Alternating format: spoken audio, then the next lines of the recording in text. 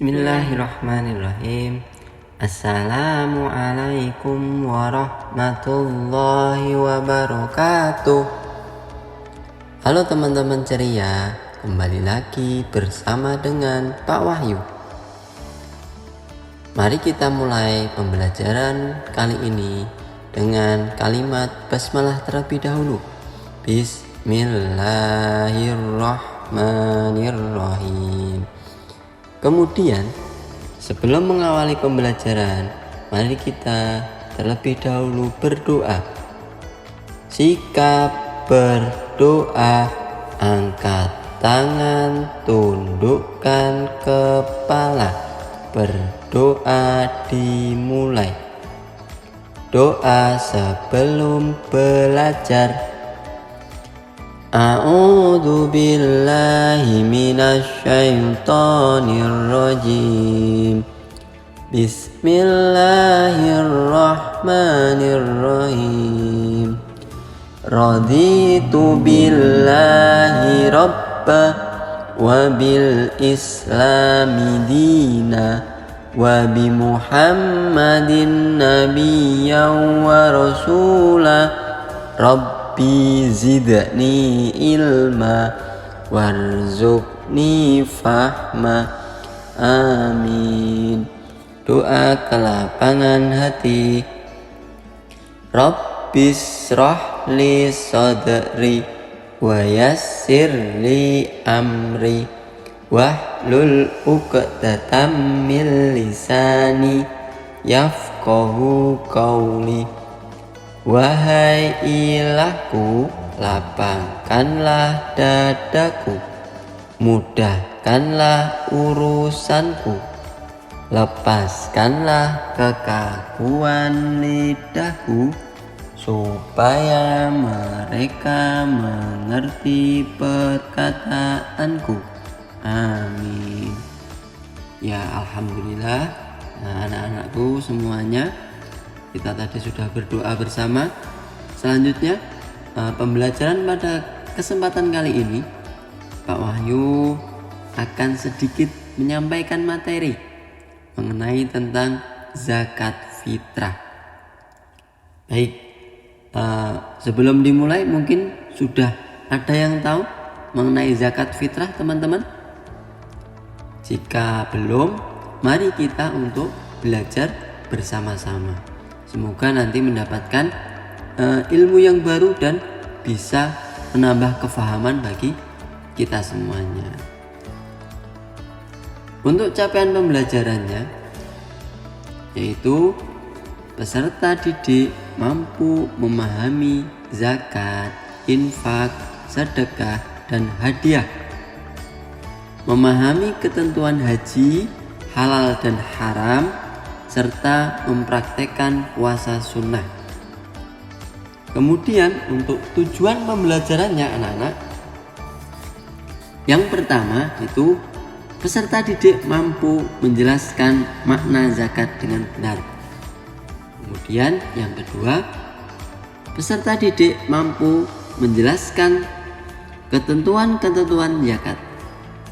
Selanjutnya yang ketiga, itu peserta didik mampu memahami hikmah membayar zakat.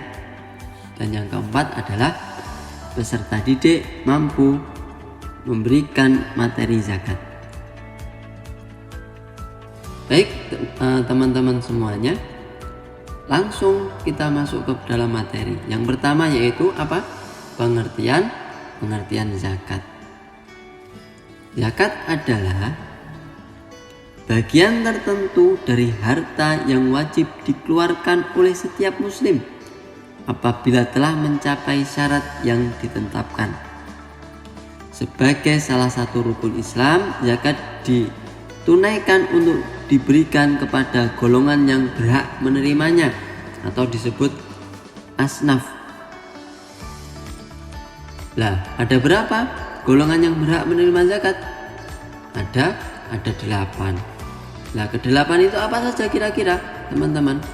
Yaitu ada fakir, terus kemudian ada miskin, ada fisabilillah, kemudian ada mu'alaf, ada ghorim, ibnu sabil, amil zakat, dan rihob. Nah, ke-8 golongan ini itu yang berhak menerima zakat fitrah. Nah, fakir itu apa, Pak? Nah, fakir itu adalah orang yang tidak mempunyai harta atau orang yang belum punya pekerjaan atau tidak punya pekerjaan, sehingga dalam memenuhi kebutuhan hidupnya belum bisa atau belum mampu. Kalau miskin apa? Nah, kalau miskin itu adalah orang yang sudah memiliki pekerjaan dan penghasilan, tetapi dari pekerjaan dan penghasilannya itu belum juga bisa memenuhi kebutuhan hidupnya. Kemudian ada fisabilillah. Nah, fisabilillah ini apa? Ada yang tahu, teman-teman? Ya, fisabilillah ini adalah orang yang berjuang di jalan Allah. Seperti mungkin kalau zaman Rasul dulu dikenal dengan perang membela agama Allah atau agama Islam. Nah, itu disebut fisabilillah. Kemudian kalau di zaman sekarang apa, Pak? Kalau di zaman sekarang itu mungkin yang disebut fisabilillah itu orang yang berdakwah, mendakwahkan ajaran Islam, seperti itu. Kemudian ada yang namanya mu'alaf. Nah, mu'alaf ini apa? Ada yang tahu? Ya, mu'alaf adalah kelompok orang yang dianggap masih lemah keimanannya. Kenapa? Karena mu'alaf ini adalah orang yang baru masuk Islam. Jadi wajib untuk diberi zakat. Kemudian ada ghorim. Ghorim ini adalah orang yang memiliki hutang atau menanggung hutang. Kemudian ibnu sabil atau disebut bahasanya orang yang musafir atau ibnu sabil. Musafir melakukan perjalanan.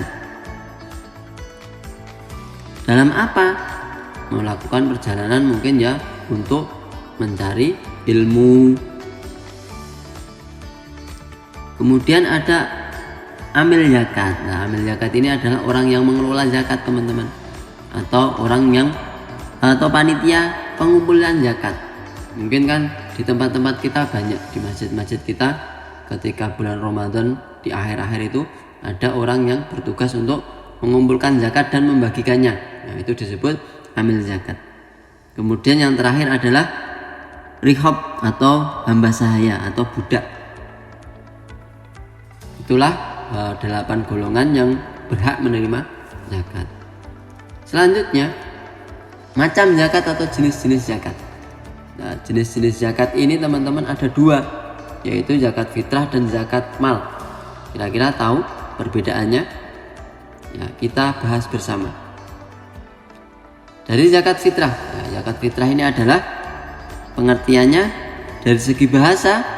Zakat berasal dari kata bahasa Arab, yaitu zaka, yang berarti tumbuh, suci, dan keberkahan. Sementara fitrah yang berasal dari bahasa Arab juga, yang yaitu fitrah, yang berarti suci. Dengan demikian zakat fitrah itu adalah artinya tumbuh suci. Sedangkan zakat mal atau disebut zakat harta adalah mengeluarkan sebagian dari harta yang dimiliki seseorang muslim karena sudah sampai nisab untuk diberikan kepada orang-orang yang berhak menerimanya sesuai dengan ketentuan syariat Islam. Nisab itu apa toh Pak Wahyu? Nah, nisab itu adalah batas minimal dari harta benda yang dimiliki oleh setiap muslim. Selanjutnya, ada beberapa istilah mengenai zakat, teman-teman. Nah, mungkin ini adalah pertanyaan ya bagi teman-teman yang belum tahu. Seperti tadi, nisab itu apa? Terus ada yang istilah haul, kemudian ada istilah mustahi, kemudian ada istilah muzaki. Nah, ini Pak Wahyu jelaskan. Nisab adalah tadi batasan minimal harta yang wajib dikeluarkan zakatnya.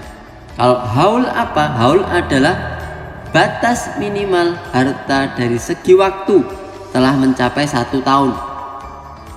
Mustahiq itu adalah orang yang berhak menerima zakat. Kalau muzaki adalah orang yang wajib mengeluarkan zakat. Kemudian selanjutnya, dasar kewajiban zakat fitrah. Allah Subhanahu wa taala berfirman di dalam Al-Qur'an surat At-Taubah ayat 103 yang bunyinya,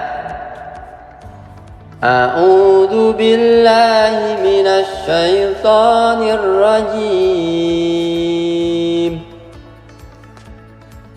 Khudh min amwalihim shadaqatan tutahhiruhum wa tuzakkihim bima wa shalli alaihim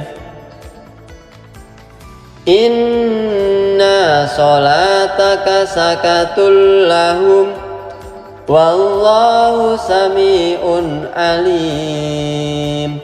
Yang artinya, ambillah zakat dari harta mereka guna membersihkan dan mensucikan mereka, dan berdoalah untuk mereka. Sesungguhnya doamu itu menumbuhkan ketentraman jiwa bagi mereka. Allah Maha mendengar lagi Maha mengetahui. Selanjutnya, di dalam dalil lain, di dalam hadis diriwayatkan dari hadis Bukhari dan Muslim yang bunyinya, Buniyal Islamu ala khamsin minha ita'iz zakati, yang artinya Islam ditegakkan di atas 5 pijakan. Salah satunya adalah menunaikan zakat. Hadis riwayat Bukhari dan Muslim. Yang kedua, a'limhum annallaha aftarada alaihim shadaqatan tukhadu min aghniyaihim faturaddu ala fuqaraihim, yang artinya beritahu mereka bahwa Allah mewajibkan mereka mengeluarkan sedekah atau zakat dari sebagian harta mereka. Hadis riwayat Bukhari. Kemudian selanjutnya, syarat wajib zakat fitrah. Jadi zakat itu ada persyaratannya. Tentu yang pertama adalah syarat diwajibkan zakat fitrah itu yang pertama beragama Islam. Berarti kalau kita mengaku Islam dan kita mampu, itu hukumnya apa? Wajib. Tetapi orang yang bukan agamanya Islam, orang non-Islam itu tidak diwajibkan untuk membayar zakat. Kemudian yang kedua, mempunyai harta melebihi keperluan makan dan minum bagi dirinya dan keluarganya. Nah, jadi kalau kita mampu untuk makan sehari-hari bisa, minum bisa, nah itu kita diwajibkan untuk membayar zakat setiap tahunnya. Khususnya apa? Zakat fitrah. Dan yang ketiga adalah hidup pada akhir Ramadan atau hidup pada akhir Ramadan dan awal Syawal. Maksudnya adalah bayi yang lahir sebelum terbenam matahari akhir Ramadan. Nah, mungkin ada tetangga kita atau adik kita mungkin lahir sebelum Ramadan itu berakhir. Maksudnya Ramadan itu berakhir belum memasuki bulan Syawal, yaitu sudah harus dizakati juga. Kemudian selanjutnya, berapa sih Pak Wahyu besaran zakat fitrah yang harus dibayarkan? Nah, di sini ada takarannya teman-teman. Jadi enggak maunya sendiri, nggak seenaknya kita boleh zakat berapa tapi sudah ditentukan. Berapa kadar zakat fitrah itu? Yaitu setiap balita hingga orang dewasa wajib zakat fitrah sebesar 3,5 liter atau setara dengan 2,5 kilogram beras. Itu kalau kita zakat menggunakan beras atau makanan pokok. Tetapi jika kita ganti dengan uang boleh nggak? Boleh. Nah, berapa? Nah, kalau kita ganti dengan uang berarti maka wajib membayar sesuai dengan harga beras 2,5 kilogram beras itu. Misal 1 kilogram harganya beras itu 20.000, berarti kalau 2,5 kilogram tinggal dikalikan seperti itu. Kemudian selanjutnya hukum atau waktu menunaikan zakat fitrah. Kapan sih waktunya yang tepat untuk menunaikan zakat fitrah? Di sini Pak Wahyu gambarkan ada 5 hukum. Yang pertama mubah, di mana penjelasannya yaitu zakat fitrah dapat dikerjakan mulai dari awal bulan suci Ramadan sampai hari akhir penghabisan Ramadan. Jadi dari awal Ramadan sampai hari terakhir Ramadan itu boleh membayar zakat fitrah. Hukumnya apa? Mubah. Kemudian wajib. Wajib ini yaitu mulai terbenamnya matahari di akhir bulan Ramadan. Jadi sudah paling akhir Ramadan, nah itu wajib hukumnya membayar zakat fitrah. Sunnah, nah, di sini yaitu sesudah sholat Idul Fitri tetapi sebelum terbenam matahari pada hari raya Idul Fitri. Kemudian makruh yaitu sesudah sholat Idul Fitri tetapi sebelum terbenam matahari pada hari raya Idul Fitri. Kemudian haram yaitu sesudah terbenam matahari pada hari raya Idul Fitri dan zakatnya fitrah itu terbilang qadha, kewajibannya zakat fitrah tersebut tetap ada sampai ditunaikan dan dibayarkan. Kemudian selanjutnya manfaat atau hikmah zakat fitrah. Apa? Manfaat atau hikmah zakat dalam kehidupan bagi yang berzakat atau muzaki itu yang pertama ada sebagai tanda syukur kepada Allah Subhanahu wa taala. Jadi harta yang kita miliki itu kan tidak abadi ya teman-teman, hanya sementara. Allah titipkan kepada kita lah, kita sebagai rasa bentuk syukur pemberian Allah kepada kita, maka wajib untuk kita mengeluarkan zakat itu. Kemudian melaksanakan kewajiban agama. Nah, karena zakat tadi adalah termasuk rukun Islam. Nah, kemudian yang ketiga untuk mensucikan harta yang dimiliki. Nah, mensucikan atau membersihkan harta yang kita miliki. Kemudian yang keempat mendidik agar bersifat mulia dan pemurah. Yang kelima membersihkan diri dari sifat kikir dan tamak. Itulah manfaat dari zakat fitrah bagi orang yang menunaikan zakat atau bagi muzakinya. Kemudian kalau bagi mustahiknya apa? Yaitu yang pertama mempererat tali persaudaraan. Yang kedua meringankan beban kesulitan. Yang ketiga ada dapat meningkatkan kesejahteraan hidup. Yang kelima mengurangi timbulnya kejahatan. Yang kelima memberi ketentraman bagi orang yang baru masuk Islam.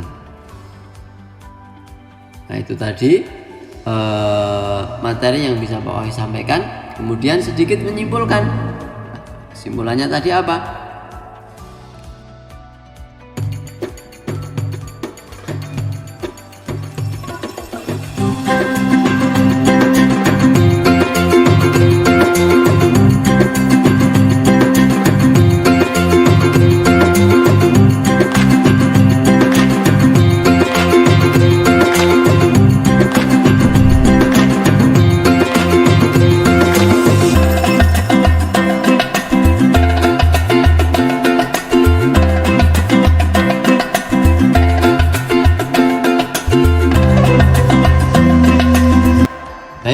teman-teman semuanya, itu tadi sedikit materi yang bisa Pak Wahyu sampaikan. Kemudian sebelum diakhiri, di sini Pak Wahyu ada soal ceria, ya, biar semuanya ceria.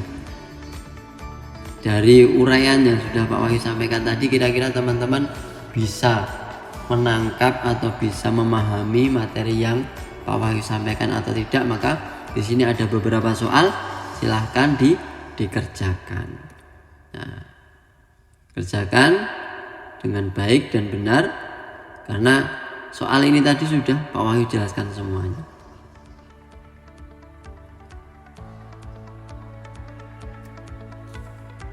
Terima kasih atas kerjasamanya teman-teman semuanya. Banyak kurangnya dari penyampaian yang Pak Wahyu sampaikan atau mungkin kurang bisa dipahami untuk anak-anakku semuanya, Pak Wahyu mohon maaf yang sebesar-besarnya. Semoga nanti di lain kesempatan bisa kita bertemu kembali dan membahas materi-materi yang lain lagi. Semoga bermanfaat. Terima kasih Pak Wahyu akhiri. Mari kita akhiri terlebih dahulu dengan kalimat hamdalah bersama-sama. Alhamdulillahirabbil alamin.